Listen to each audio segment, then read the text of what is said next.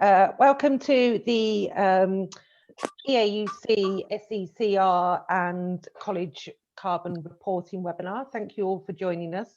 I will ask you to keep yourselves muted whilst we have the presentations, just to avoid any background noise. Then we will be having 3 presentations, and we will then have plenty of time for Q&A, and you can either raise your hand or use the chat function or unmute yourself to ask a question. We are recording this session, so it will be available afterwards, and we will be able to share the slides afterwards as well, and we will send you links to those after the event. So I'm going to start off with a very quick poll. Hopefully you can see that on your screens. We're just asking a quick question in terms of, is your institution planning on submitting to the SECR, which is the Streamlined Energy and Carbon Reporting. Sorry for the acronyms. So I'm just going to leave it for a little moment whilst we get some votes in.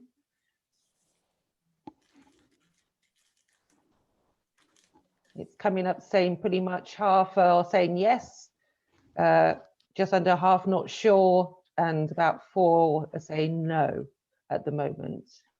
So hopefully by the end of this session, everyone be a bit clearer and a bit have a bit more knowledge about what needs to be done, and have a bit more information about what the SECR is.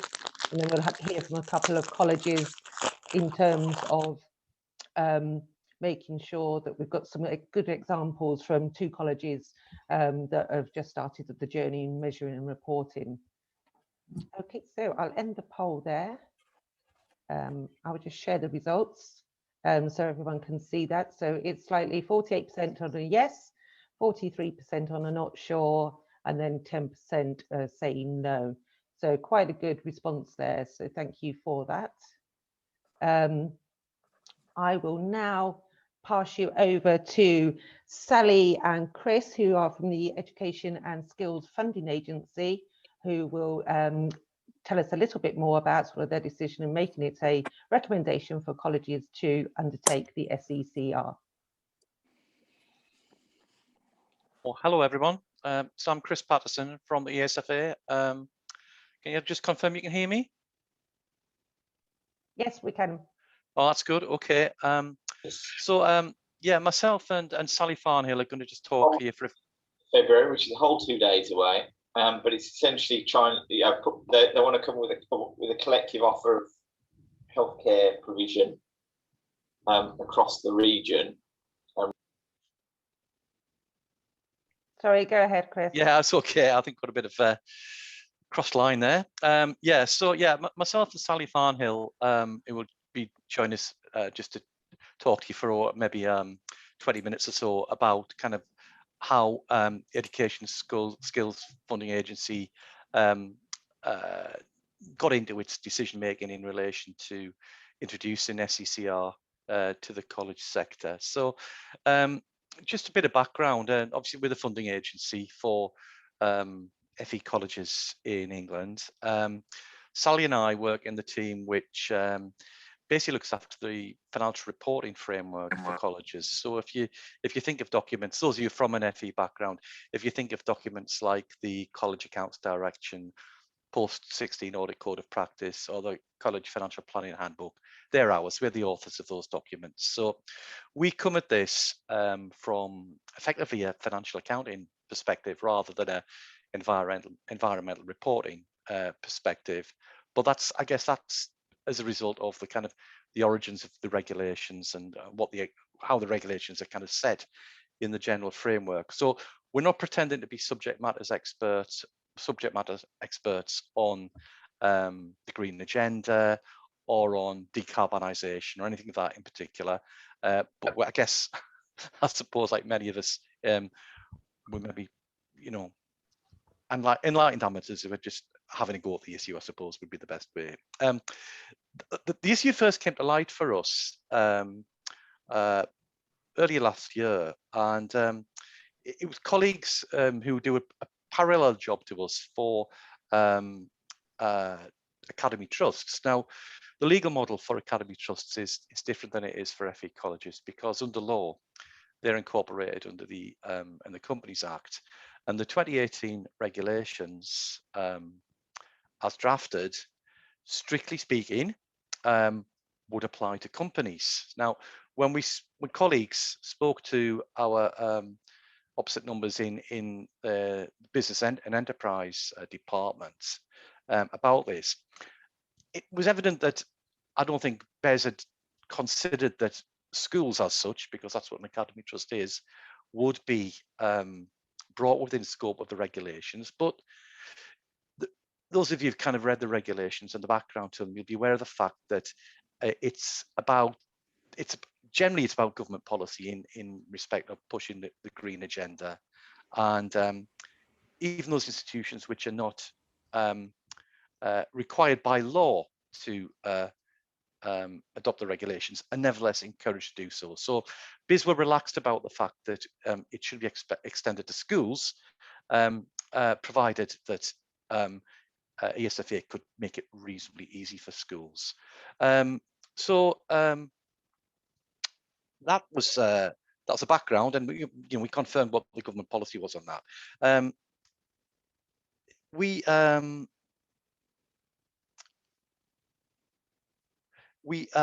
The question in relation to this, obviously it is a new burden, if you wish to put it that way. It's certainly a reporting requirement which fell within the scope of financial reporting for academy trusts. It was put to the Minister of State at the time, and Ministers of State are always alive to the idea that we may be, as bureaucrats, imposing unnecessary burdens on the sector. Our Minister of State at the time, Lord Agnew, very much came from that point of view, that he didn't wish to see unnecessary burdens added. However, it was general government policy, and so he went along with that. But as well as being the Minister of State for schools, or the school system, he was also the Minister of State for FE as well.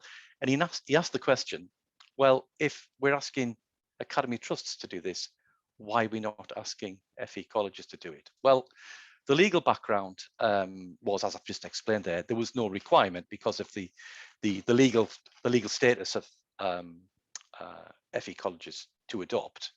But nevertheless, the minister was keen that, in line with general government policy, which are those entities which are not strictly required to adopt should nevertheless adopt, we should make an effort to extend the reporting into the FE sector as well.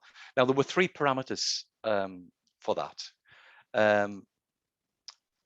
One of which was that we would encourage adoption, we would not mandate it. So that is the line we've taken. And obviously, if you go back to the College Accounts Direction for the year 2019-20, you'll note that it's what we call a should rather than a must. So you're encouraged to do so.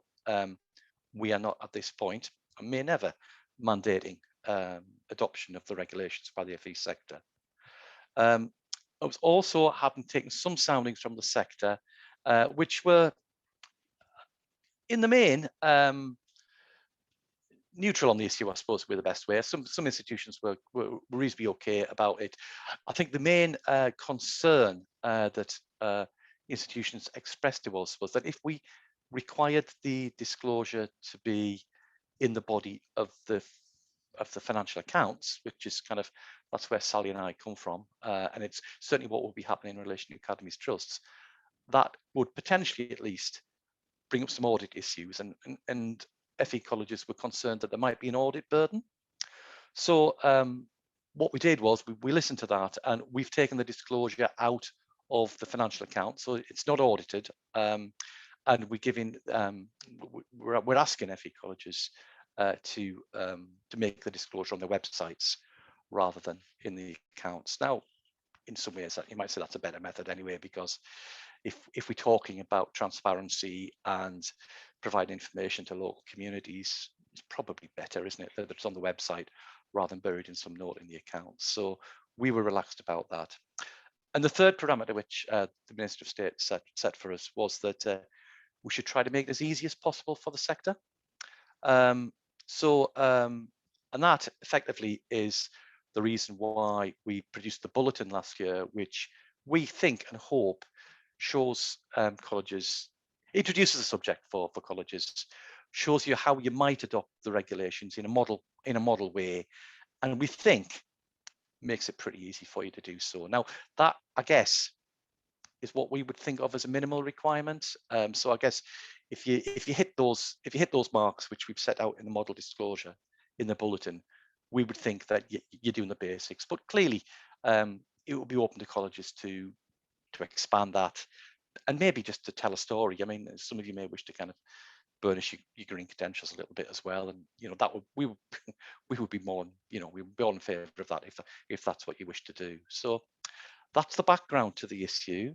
I mean, before I move on to ask Sally to maybe give you a little bit of a walk through the bulletin, do you have any questions for me at this point?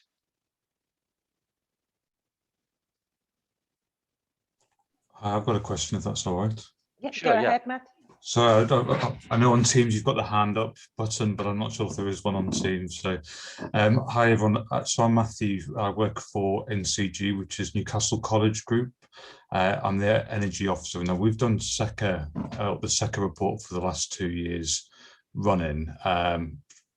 Pretty straightforward. I'm used to doing them, everything from CRC to ESOS and stuff. But I think it's great that you're encouraging colleges to put this information on their websites, but my worry is it a toothless exercise from ESFA when really I think they should be using it to put pressure on colleges. I know we're all financially sort of struggling at the moment, but what's the ultimate aim of getting us to put it on the website? Because I think there needs to be the pressure from the ESFA to get the colleges to really take this seriously and to start investing in their estates. Well, thanks for that, Matthew. So I think, I mean, I've set the parameters there which the Minister was concerned about, and what he was after, I think, was a soft launch, really. And I appreciate it wasn't a launch for you because you've already been doing it, but I guess, which is good to hear. Our view was that we would undertake a review of what we'd actually got out of the college sector after the 31st of March. Now, to be fair, COVID-19's knocked that off track a little bit. I'm not going to commit to the particular timing of that review, but the idea would be that we would look at what colleges have done later in the year. Now, obviously, that's unknowable to some extent. If colleges like yourself, if many colleges like yours have really got to grips with it and taking it to heart, I suppose, then we might not have to do any more. Of course, if there's a large degree of, as you say, colleges not taking it seriously, or I want to say non-compliance, you can't really have non-compliance with a voluntary requirement, but non-adoption, I suppose, then we'll have to have another look at that if we think colleges have not had a proper go at this. Now that we may do that by improving the guidance, undertaking some consultation. I think at this particular point in the cycle, when we know, as you just acknowledged there, Matthew, colleges have got quite a lot of other things to deal with, financially and operationally. There's a limited appetite, I think, for what ministers would see as avoidable additional burdens. So it's open, but I think at this point in time, I would be, I think as an official, I think at this point I would have a hard job trying to persuade ministers that we need to mandate something. So I hope that helps a little bit. If I can just add to that, Chris, EAUC are in talks with Chris and Sally at ESFA in terms of a potential sort of collated reporting of all the colleges that do submit, so then we can have a sort of a better view in terms of the sector as a whole, and then that will be a publicly available report. But as I say, that we are in early talks about that, but that is certainly EAUC's aim in order to make sure that it's not just a toothless exercise, as you say, Matt.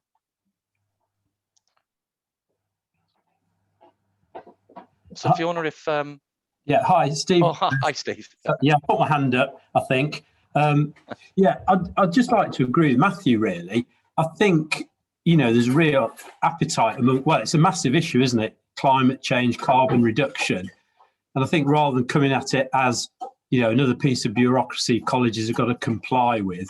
Actually, this can, bring real benefits. Things like, LED lighting got a payback of about 5 years. So, actually, there's a double win here. We can, reduce carbon, reduce costs. And I think, that's the way it should be sold, really. Not, this is another requirement the SFA are loading on colleges. We're not going to make it as, we're going to make it as easy as possible. But actually, there's some real benefits we can get out of this. As Matthew says, by investing in the site, we can reduce carbon, sort of contribute in a small way to that whole agenda, and save money at the same time. If we can do that. I know we've made use of the Salix loans, which are interest-free loans, which really should be cost neutral, because the savings should come in, about the same time as you're paying out on the loan. So, I think, there's a more positive angle to come at all this, to be honest, which I think would gain traction. It's well high up everyone's agenda, really. Well, thanks for that, Steve. I mean, obviously, you'll have picked up that we've been relatively cautious here, and for the reasons, maybe we've misread the sentiment, but it'll be important, I think, as we conduct that review later in the year, we undertake a degree of consultation at that time as well. And clearly, if the sentiments moved in the direction which you've intimated there, then that was something we would need to take into account, certainly. Yeah. I think, to echo that, I think if we can get as many colleges as possible to submit, then that really shows the sentiment to ESFA and BEIS in terms of taking this agenda very seriously. I am aware of time, so if we can just head over to Sally. We will have time at the end for more Q&A, but if we can move over to Sally now, please. Thank you. Hi, everyone. Can I just check you can hear me? Thank you. So I'm just going to give a quick overview of the ESFA guidance that Chris mentioned.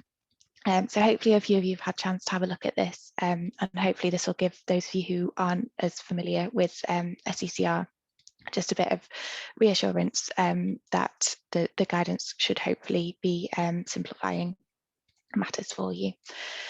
So on a wider note, to assist companies in making SECR disclosures under the Companies Act, BEIS have produced guidance on SECR reporting and environmental reporting guidelines more widely. So this goes into a lot of detail and is intended to cover all entities who are captured by the Companies Act requirements. So the guidance covers kind of all ends of the spectrum, from a large quoted company in an energy intensive sector to some smaller companies which may only just meet the disclosure threshold. So in order to make this a bit more digestible, the ESFA's guidance follows the same principles, but it's been distilled specifically to the guidance which is relevant to colleges. And it also sets out a worked example to assist in achieving kind of the minimum level of disclosure. And as Chris says, particularly in the narrative reporting, colleges can then go further than this and include more detail. As I say, the guidance is intended to promote consistency, but there is flexibility in how it's applied. So just to give a high-level summary of the requirements, the disclosures should include as a minimum the annual UK energy use in kilowatt hours relating to gas, electricity and transport fuel, the associated greenhouse gas emissions, an intensity ratio and comparative figures for future years. So that's not a requirement in 1920. So the guidance sets out how to calculate UK energy use and associated emissions. So energy use relating to gas and electricity can typically be taken from utility bills. And for transport, the guidance calculates the energy use based on miles driven and applying a conversion factor based on the type of vehicle used. So the government's conversion factor spreadsheet is linked in the guidance, and that allows you to basically assess what type of vehicle the miles driven has been in, and then you can kind of look across and see which conversion factor you should be applying to give you the UK energy use in kilowatt hours. In the same way, the associated greenhouse gas emissions are calculated using a conversion factor from the same spreadsheet. So it's a case of taking the energy use in kilowatt hours, applying this conversion factor, and then the output is the associated greenhouse gas emissions in carbon dioxide equivalent. The intensity ratio is a metric which expresses the emissions in relation to a quantifiable factor to aid comparability across the sector. So for consistency, we've encouraged colleges to use tons of emissions per staff member to give a kind of baseline across the sector. And then, as we've talked about, the note should also include a methodology of how the figures have been calculated, and then also a description of the measures taken to improve energy efficiency in the year, which can be as detailed as the college chooses. So as we've said, this is a chance for the college to really set out their actions regarding sustainability and environmental impact. So that's just a bit of an overview of the guidance. We're kind of keen to hear how Julie and Sue have used the guidance in practice. And also please get in touch if you've got any comments or suggestions. With this kind of being the first year of its use, we'd welcome any feedback which would assist colleges in preparing the disclosures in future years. So I'll pass back to Chris to talk about how the information will be used, which I think he's already briefly mentioned. Conscious of timing, but if anyone's got any questions, please let me know.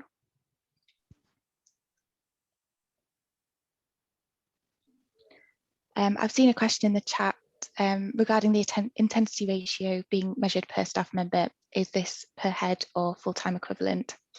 That's a good question. I think because the accounts direction requires average headcount to be disclosed with full-time equivalents being an optional addition, I think we would say average headcount, but I think that's a good point, and we will look at specifying that in the guidance.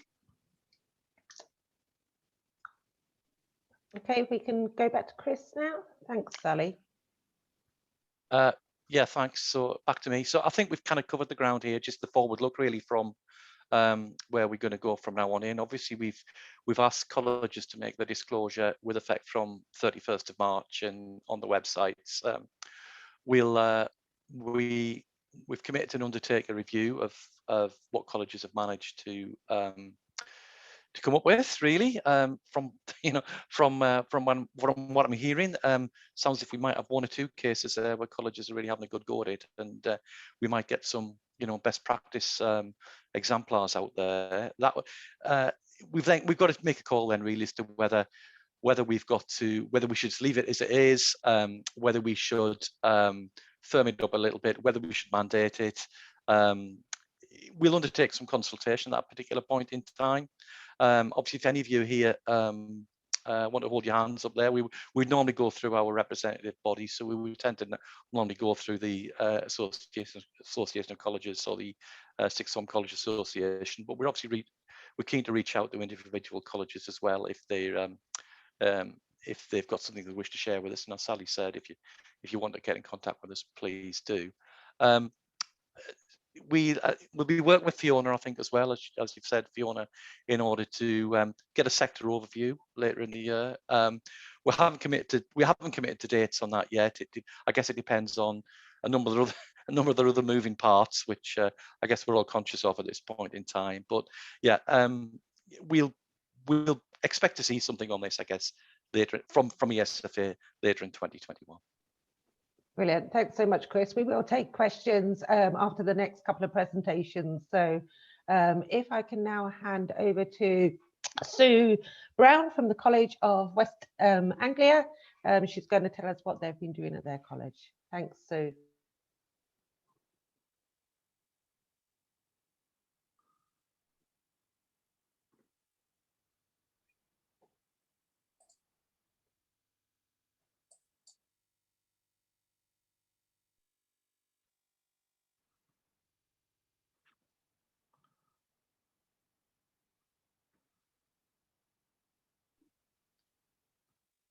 So you are on mute, if you can just unmute yourself. Okay. Okay. I'm just trying to get it to run the slideshow, but it's not running it. Okay, here we go.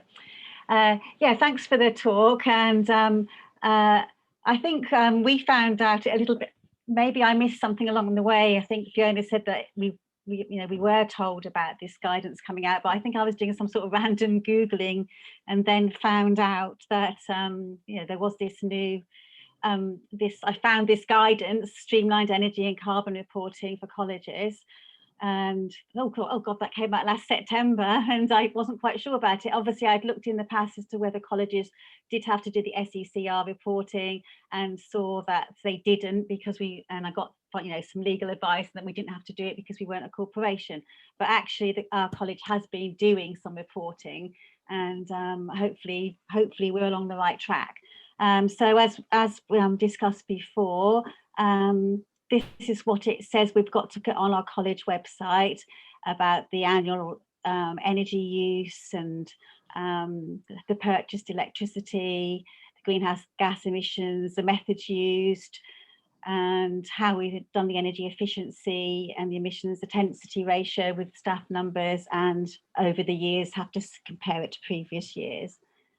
And I think ultimately this is probably, if people needed detailed guidance, this is probably where people would go, but it's a massive document, and I've dipped into it in the past to do with baselines. This is referred to from the carbon conversion factor tables. So I think that's the Bible. And I have to say, I'm telling you what we've done. I'm not sure if we're, absolute experts in it. So we're just trying our best here, and hopefully we'll all get there. But that's the sort of Bible, but it's pretty heavy going, to be fair.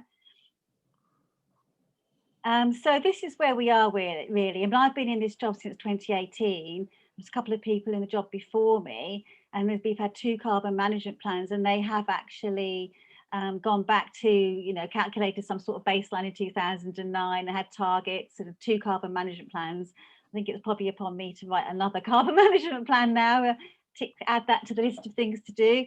And luckily there was quite a lot of spreadsheets set up, but even with that, I must admit I have always found it quite a daunting process, because it's something you perhaps all of a sudden have to do at the end of the year, and you're just trying to remember exactly how to do it. And this is only my second time doing it actually, and you're just trying to remember exactly where you got every figure from. And I think that's the point I would make, is that always make loads and loads of notes and edit comments, so that if anyone ever says, where did you get that figure from, you know exactly where you got the figure from.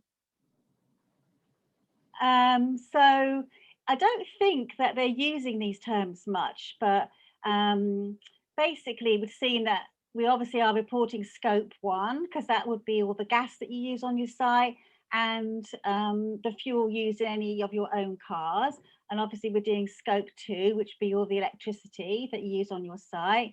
And I think we've probably gone a little bit further, and that we would include the transmission and distribution grid losses as well. I think that's good practice, and it'd be interesting to know if that's what everybody's doing when they calculate their electricity used. And we've done some work on business travel as well, but the conversion tables, they cover everything. I think I saw somebody talking about refrigerants, and obviously what we've been asked to do as colleges is perhaps a smaller subset of what you could do if you were doing the sort of greenhouse gas reporting in total. So this is like a screenshot from the conversion factors, and apologies to people like is it Matthew, who've been obviously doing this for a long time and will have seen these, and they are basically the way that you calculate all these conversion factors. And when you go onto it, I mean, you will get the copies, and there is the links all in here. There's like an index which sort of tells you what you got to do, and tells you all the different tabs that you have to go to find the correct conversion factor to work out your tons of carbon dioxide equivalent. And I'll just say, as I said before, lots of spreadsheets I think is the way forward. And I tend to, if I set up a gas and electricity spreadsheet, I would then copy the conversion table in there, and then whatever factor I use off it, I would highlight it in yellow so that if I ever came back to it, I know exactly which figure I've used, and then perhaps link them to some sort of master spreadsheets that you've got a summary, and to keep them all together in one place. I'm sorry if it's like basics, but I know that if people are like me in other colleges, you're doing lots of different jobs, aren't you? You might be doing energy, waste, biodiversity, student education, and this is just one component of your role.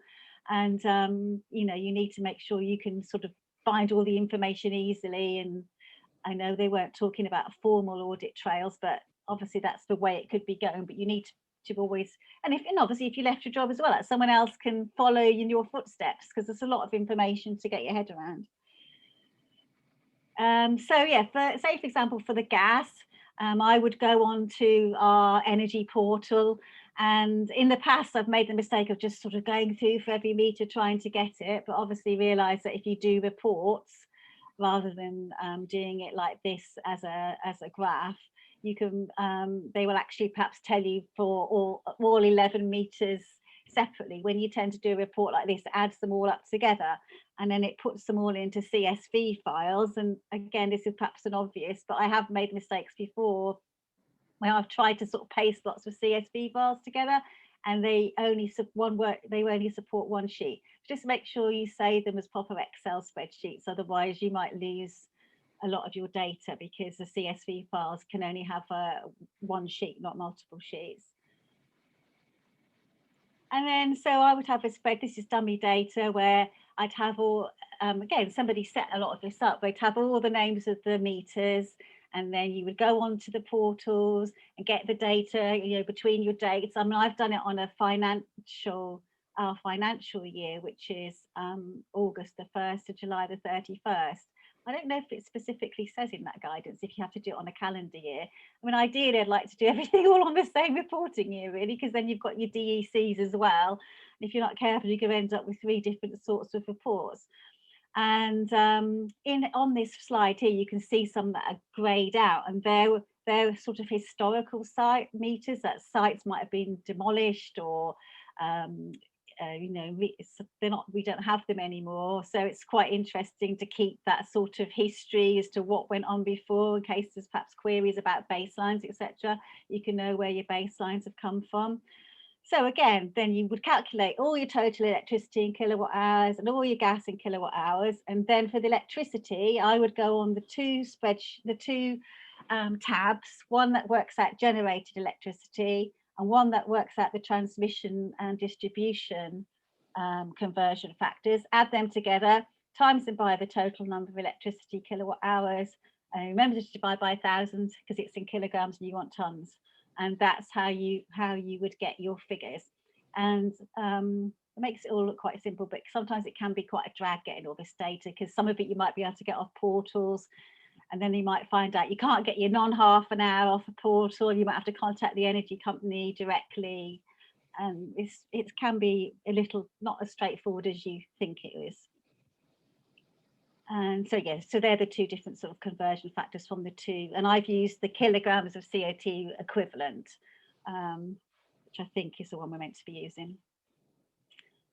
So basically, I've nicked this slide from the Institute of Environmental Management Assessment webinar recently. So basically, the way we're working out the electricity, you know, the carbon footprint for the electricity is called the locational grid average, as it comes from that conversion factor, which basically looks at the whole of the UK and takes into account that you've got wind and nuclear and hopefully not much coal left, but gas, etc., and gives you this average figure. And that's the one you've got to report. So, you know, over the years, I'm sure we keep seeing all these people saying, oh, we have 0 for our electricity because, oh, we've got a green tariff. And okay, yeah, I think we could probably say that we've got a nuclear tariff, I think. And you are allowed to report that market-based method, but actually you've got to do the locational grid average as well, because you can't basically say that all of the green energy you paid that bit extra for, you can therefore say you're not producing any carbon. It doesn't really work like that in the way we have to report this, as far as I can see. And again, this just shows one of the tables for working out the gas. And apparently you use the gross calorific value because that's how it's reported on your invoices. We've been doing the transport. It would seem that from what we actually have to do with this, you perhaps only have to do the vehicles owned. And I would get that. I'm in the property services department. I would look at the information owned. And I think you're meant to do it by fuel consumed, but I've actually done it on miles. We've tried to do also fleet cars, hire cars, and employee business miles. It can be quite time consuming. So if you don't have to do that and it's a bit of a pain, maybe this year people won't do that so much, but I've got to try and do it because we've done it in the past.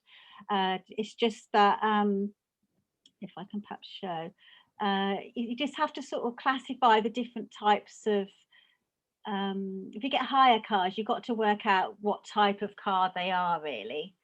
And maybe you might not have collected that information in that way. So I suppose as we move forward with this, we hopefully try and set up systems where it's easier to collect the data, because this year I think I just used some average figures, but basically you end up having to go, again with the fleet cars, you have to end up looking up the details of the cars if you haven't recorded that already. So you end up going on the sort of government UK site and putting in the registration number of the car, and then you end up with working out what the cylinder capacity is and whether it's diesel and whether it's N1 or all the different classes. And it's incredibly time consuming. And actually that in terms of your carbon footprint, it's probably, well, quite a small component compared to the electricity and gas that you use over your estate. So yeah, this is the bit I absolutely hate doing because it just seems to take so much time, and be interesting to see what other people do on that, because you have to work out, it tells you what a small car is. You click on it and there's little comments and it says a small car is up to certain engine sizes, and then you have to proportion them all into the right one, and it's all a bit of a pain. So, okay, this is the issues that I think we've got so far, is that, for example, we've got some leased rooms leased in different buildings, and it can be quite difficult to get that data from at the moment. I mean, I've had that problem before of sometimes we've just put a holding figure in from a year before, and I think we've just got to be very transparent if we haven't managed to get that figures, and work on trying to find out how to get those figures. I know most people perhaps might think that's easy to get, but it doesn't, from my point of view, seem easy to get that. Yes, it's a bit weird about reporting staff numbers because you don't do it as FTE when I've tried to get that data. And for example, in colleges, there's quite a lot of people who perhaps might only work one day, which from our point of view probably be quite good, isn't it? Because you have thousands of people working for you, so you divide your carbon footprint amongst all these people. But maybe you might also do it on student numbers, but again, you can have apprentices that are only on site one day, or people even doing evening classes that are there just a few hours a week. You could do it on floor area, maybe that might be divided by floor area. And maybe, as somebody's already mentioned, have to work out what detail we're going to use for the methods and what detail we're going to put in the narrative. And I suppose the fact I've done this PowerPoint, I've got a little bit of a way of showing people how we've worked ours out. I could adapt that to put on our website in some way. So this is the data. I haven't worked out our 2019-21 yet, and I'll have to obviously take that to senior management team before I release it. But last year we were showing that we did, we had cut down our transport, the carbon emitted from our transport, so that was quite good. And as I say, we've got carbon management plan is coming to the second one's coming to the end this year, and we made a massive progress in about 2015-16 when we got rid of loads of old buildings and had some new buildings built, and I think we got rid of some oil fired boilers. And I think a lot of it'd be interesting to say, it's interesting that you're actually reporting kilowatt hours as well, because I say last year we had a little bit of an increase, but we've got a new building, we've got university buildings coming on stream as well, but that obviously is part of expanding our estate. And a lot of the reduction is to do with the fact that the electricity generation over the years obviously changes and we've obviously got loads more wind farms in Britain now. So even if you didn't cut your kilowatt hours down, your carbon would be going down because the electricity is getting greener. So it's quite interesting that we're actually reporting kilowatt hours as well. So that will stop us hiding behind that fact. Okay, so hopefully that's given you a flavour of what we do. Thank you. Thanks so much, Sue. That was really, really insightful. We will carry on with the presentations and we will have further as a Q&A at the end. So if I can now hand over to Julie Thornton from Wakefield College. Yeah, hi everybody. I'm just going to share my screen.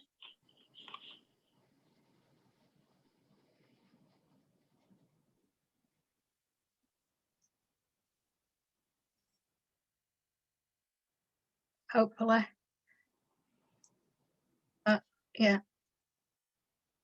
Right, I'm Julie Thornton. I'm the Utilities Officer for Wakefield College, and we're just going through our carbon journey from 2010.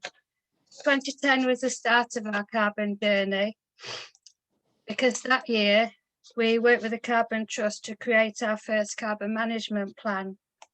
In this, we refined the roles and responsibilities regarding sustainability. And we also clarified the information that we were going to measure and assess. The college got grant funding and Salix loans, and we invested in technology.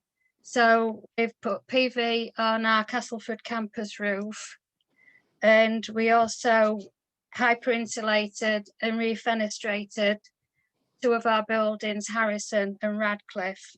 We also installed local water heaters in our Radcliffe building, which is the one in the centre, which is our largest building, and removed the centrally generated hot water systems. We also procured more environmentally college fleet. So the pool cars, we looked at whole life costings rather than just the purchase or lease of them. So at the end of that carbon management plan, we had a like-for-like 34% reduction. However, due to changes in the estate footprint, we had a mean of 29% reduction. So the second carbon management plan we did was 2015 to 2020. And we also invested in the BMS system. So all buildings now had a controlled environment with greater flexibility. We also built our ASIC building in 2017. That achieved BREEAM Excellent. And so our choice was not to have fossil fuels in there, but to use air source heat pumps. We also put PV panels on the roof to support the all-electric building. This is our Beaumont Building. This is our most recent refurbishment. It was the former West Riding Registry of Deeds owned by the council, and that now houses our flex, catering, apprenticeships provision, and our executive suite. This is an average of 5 of our buildings for the DECs. Beaumont's not included, which is the one on the bottom left, because that's only recently been done last week.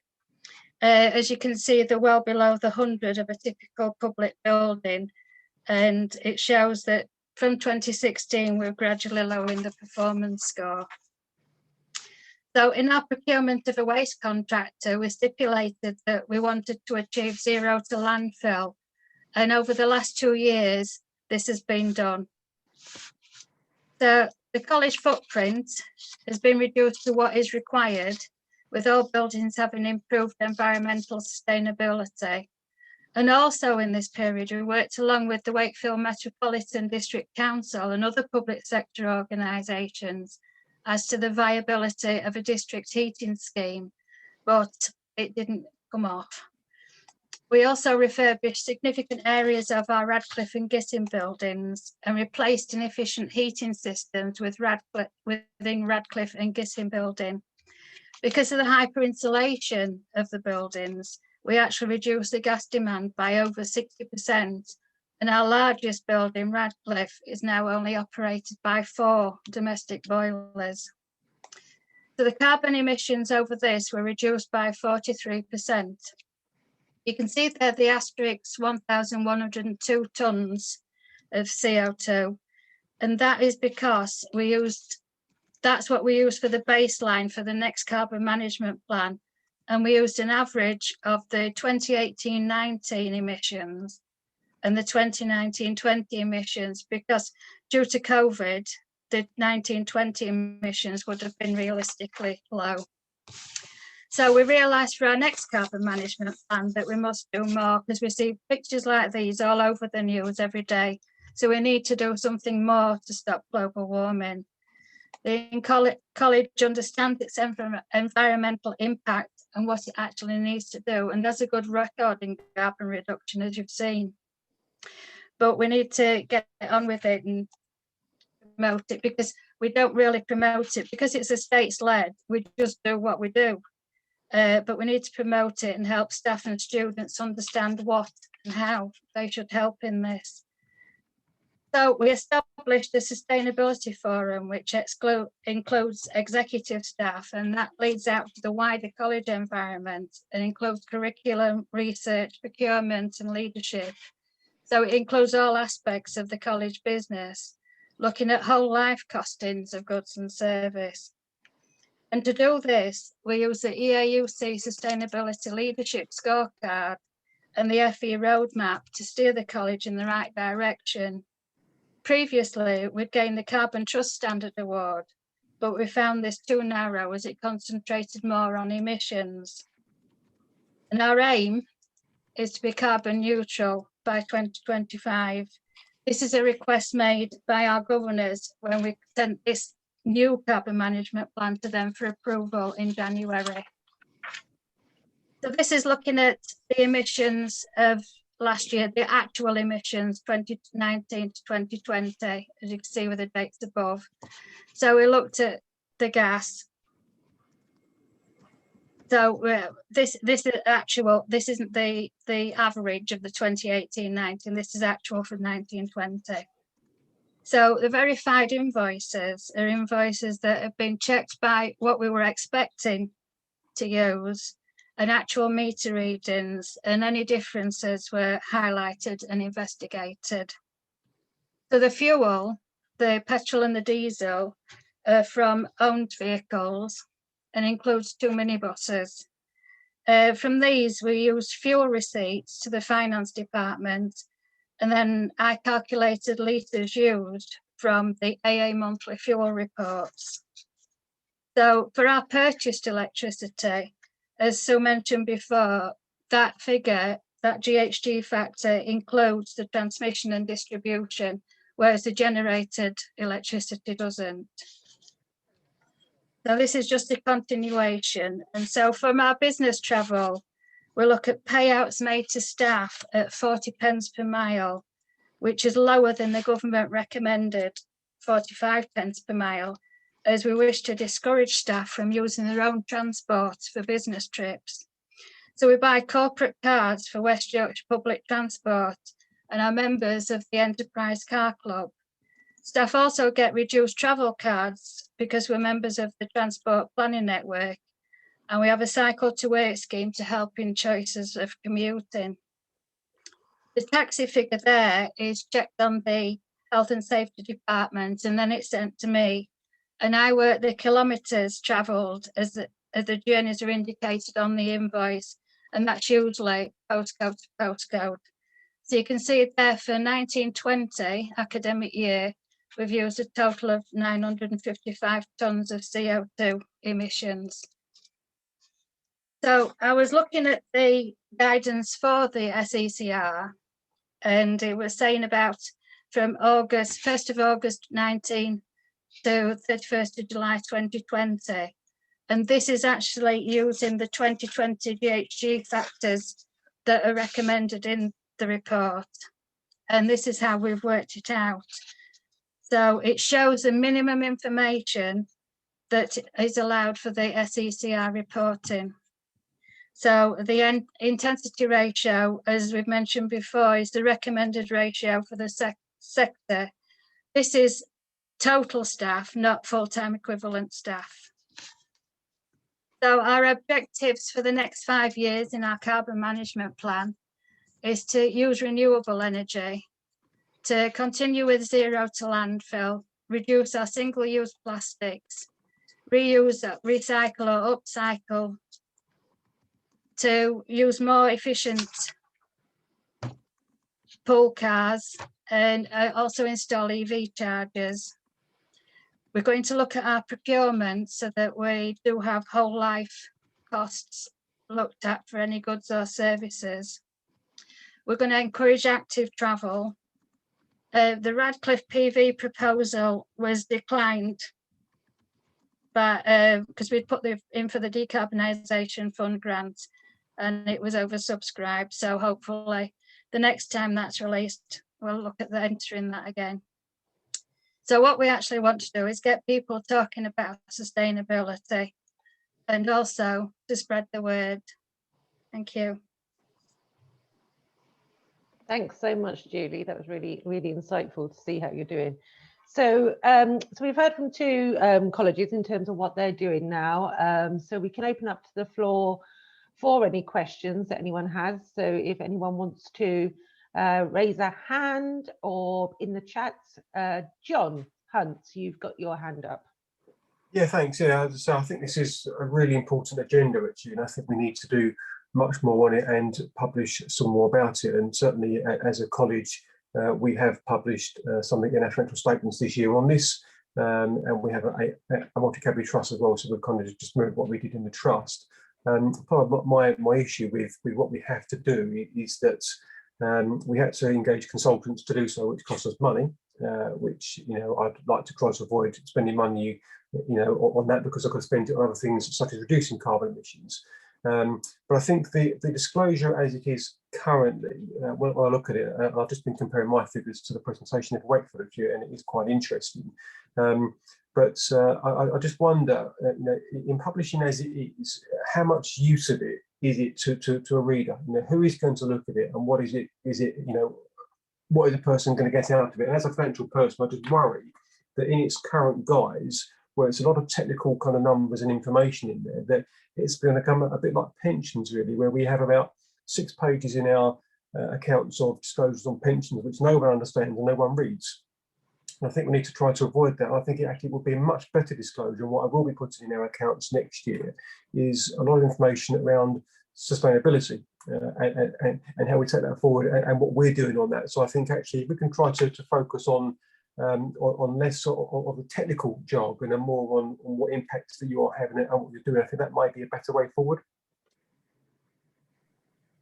Yeah, thanks, John. I think that's a really crucial thing, because I think one is having, as you said, the technical data and then submitting that, but then it's like turning that into real speak, if you like, in terms of how do you then engage your staff and your students in terms of what you're doing on the field and on the ground in terms of that. So it is about interpreting, you know, that technical data to then make it more consumable, if you like, for staff and students.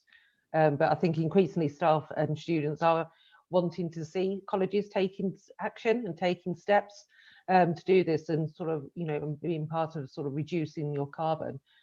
So I think it can be a really good sort of engagement tool to show what actions going on. Yeah, I think perhaps, you know, for us, we are kicking this agenda off in earnest this year, actually, across our whole group, actually. But I think rather than perhaps publish these statistics that we have here, which is if most people don't mean a lot, actually, if we were required to publish our sustainability strategy or progress against it, that might be better, because it actually means more.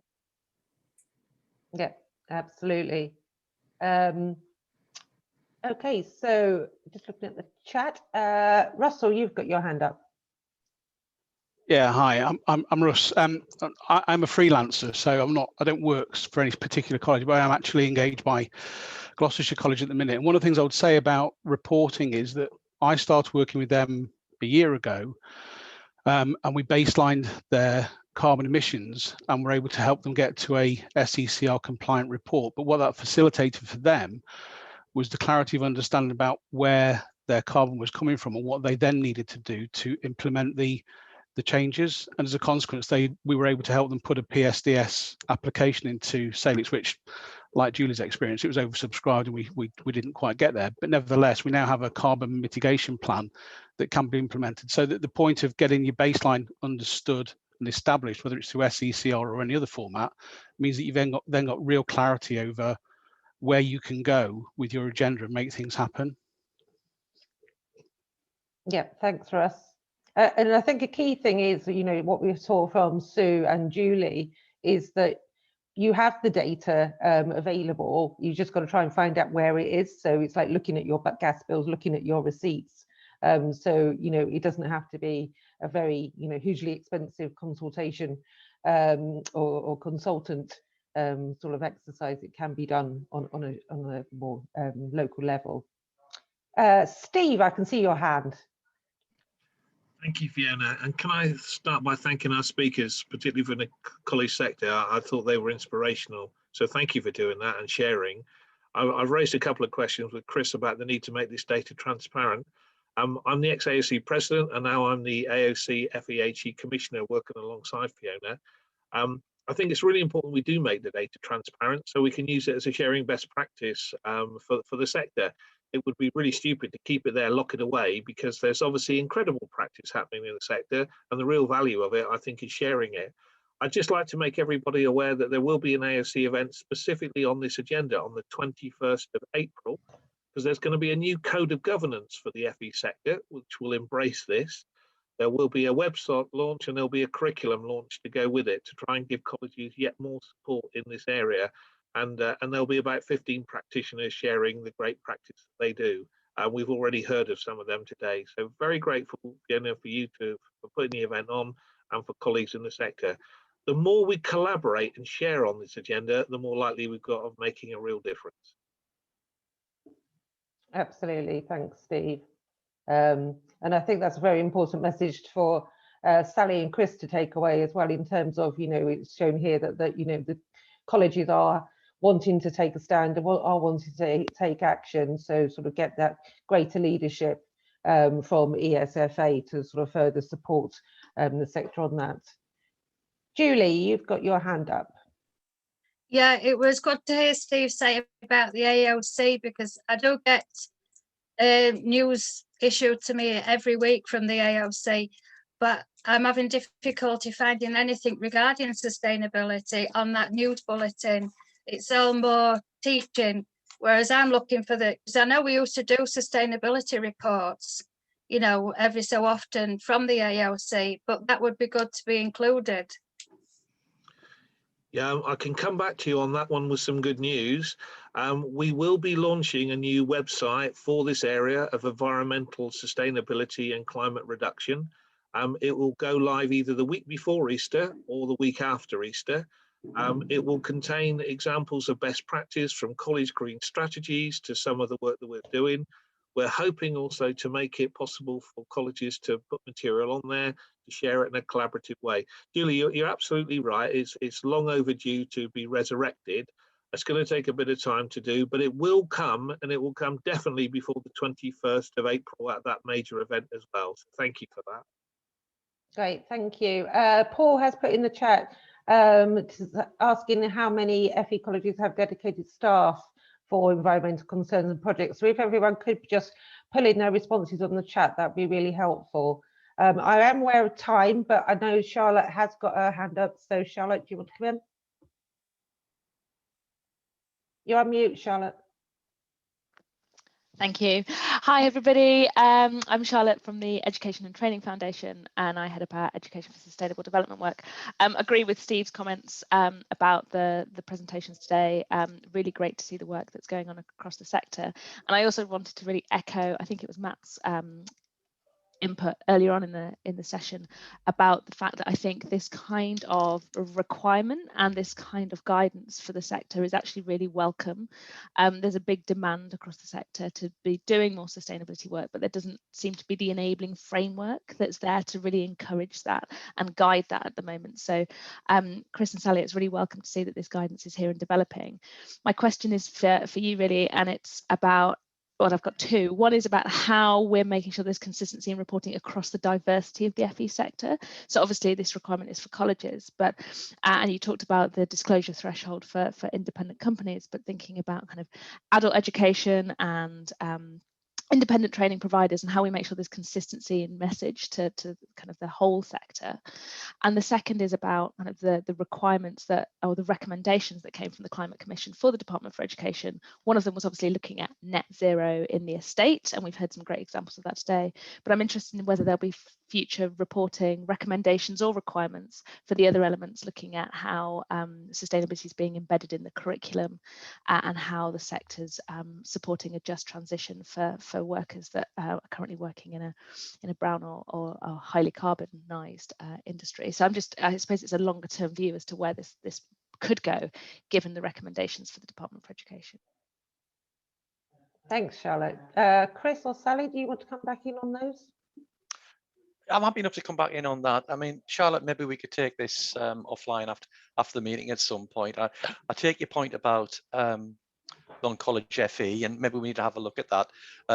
Not my particular area, but I know the people who do deal with that. So we could probably set something up there and see if there's something we need to do in parallel. Absolutely. As for the broader issues, as I said, the narrative regarding embedding sustainability, I think you're a little bit ahead of us there, to be perfectly honest, but that's probably right, isn't it? That's probably where you need to be. So again, if we could maybe have a catch up in the next couple of weeks about that, I'd be more than happy to listen to what you've got to say on that score. Yeah. Thanks, Chris. And I think that is really important in terms of it's not just all about carbon, it is about the wider sustainability agenda. And obviously the core service of a college is its education. So curriculum has got to be critical within that. And I think in terms of sort of the green recovery and build back better programs and sort of looking at skills and green recovery skills, I think that's a real sort of opportunity for colleges to take a step up. There are lots of great examples from our Scottish colleges that have been publicly reported for several years. So just going back to the reporting elements and how do we make that sort of digestible back to your staff and students, and you can find plenty of examples on the EAUC websites. There was just a very quick question from about just the submission of their SECR, whether it is an official submission or just putting it on the public website. I presume that it is actually, you have to submit it to BASE, and then you can put your report on your website. I am aware time is, we have run over slightly. So if you have got any further questions, please do contact me directly at EAUC, and I can liaise with Chris and Sally in terms of that, and we'll be working with them in terms of a collated reporting element of that as well. So I would like to thank all of our speakers very much, for Julie and Sue for sharing their experiences of this, and thank you to Sally and Chris for attending and sharing that with us. So I hope those 43% that said not sure at the beginning on the poll, that not sure about reporting, hopefully that has convinced you on the value of reporting, and hopefully we can all make a big stand for the college sector to stand up, especially on the run up to COP26, which the UK are hosting. On that, thank you very much everybody, and I hope you all have a lovely rest of the day. Thank you very much.